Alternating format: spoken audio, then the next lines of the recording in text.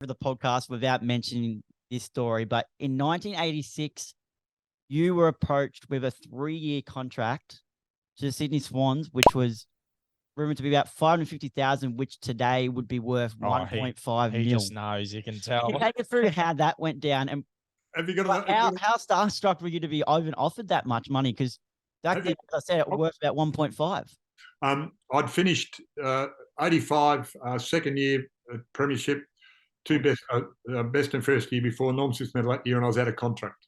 Mm-hmm. Great Dr. Edelston was chasing players. Peter Jeffs was my manager. He said, why don't you just talk to him, because he's chasing players. So I met with him at Peter Jeffs' office in Fletcher Street, Essendon. The doctor had already spoken to half a dozen players. I was in one office, the door was open. Merv Nagley, who, God rest his soul, passed on, great player. He was in the other office. He'd come out of the office and said, what do you reckon, Merv? He said, see you in Sydney, straight out the door, right? So anyway, the good doctor comes in, and I remember him saying, oh, nice place. And I remember saying, oh, look, carpet needs a bit of work to paint. He said, no, Sydney, great place to play football. I said, that's a good sell. That's a good sell. And then he rubbed his hands together and said, oh, this is great. All these footballers I'm talking to, I feel like a little boy in a toy store with all these teddy bears to choose from. And you sort of go, don't call me a teddy bear. You sort of get a little bit. And so anyway, the negotiations go on, and I was a teacher back then. I haven't been a teacher for years. I was a teacher back then. And he said, well, Jesse goes, well, what are you offering? Because we talk money. He said, okay. And Jesse goes, look, he's run the North Smith medal. He's he said, you don't have to sell him to me. I want him. And Jesse goes, well, what are you offering?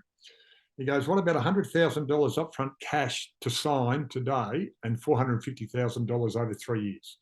So it was 550. This is still in the 85. It's Caulfield Cup Day in 1985 after the season, and you sort of bumfalls out of your pants. You go, what's going on here? But because it would have made me the highest paid player apparently, and if you did it now, just add a naught to it, would have been it would have been $1 million sign-on fee and $1.5 million a year for 3 years. So and so I went, wow, and I said, there's a few problems. He said, what do you mean there's a few problems? There's a few issues. So look, I've just bought a new house. We've got a new family member, and I've got a new job.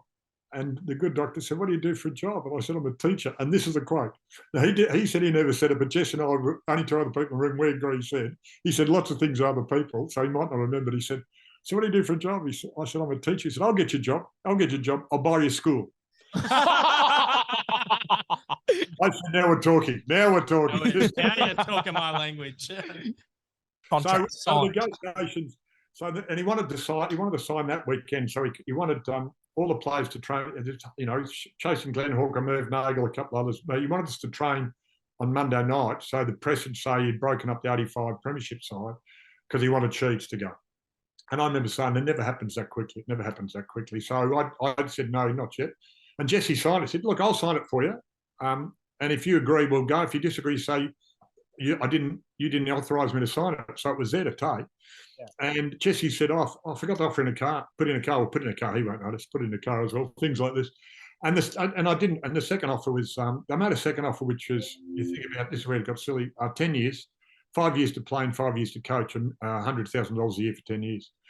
And that was, but I remember the club rang me the next, because you had to inform the club had to inform the player. Sorry, the players' manager had to inform the club if an offer had been made. And so Barry Capiano rang me, who was a general manager of footy then. He rang me on the Sunday morning, and I said, good morning, Barry. He said, good morning, Simon. You know what I'm talking about? You know what I'm ringing about? I said, yes, I do. He said, are the figures right? His voice broke. He said, are the figures right? And I said, yes, they are. And he said, we can't afford that. And I just said, show me you want me. Show me you want me. Now I'm rich, so I worked out really well. There you go.